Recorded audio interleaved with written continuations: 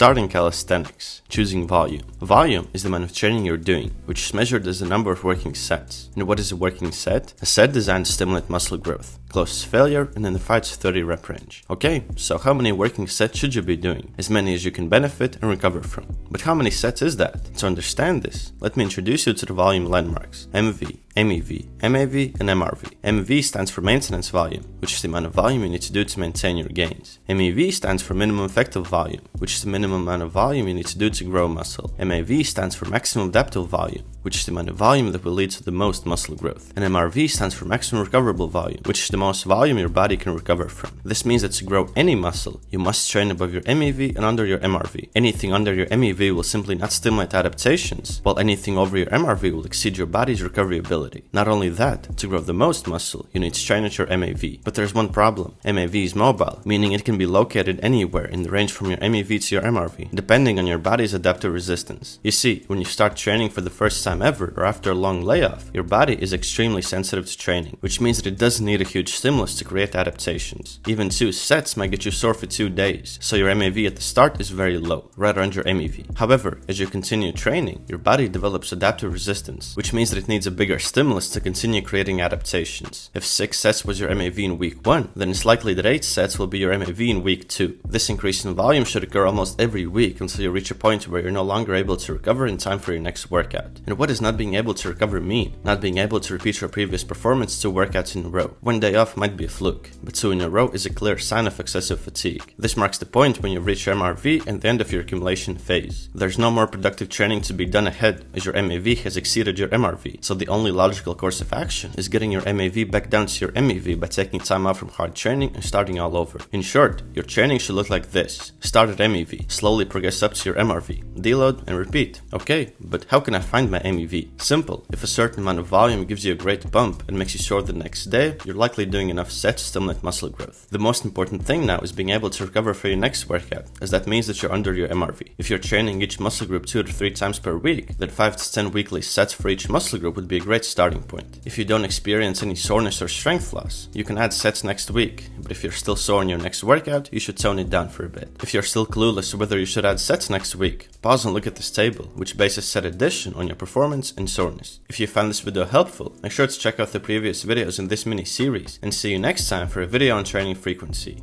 Peace!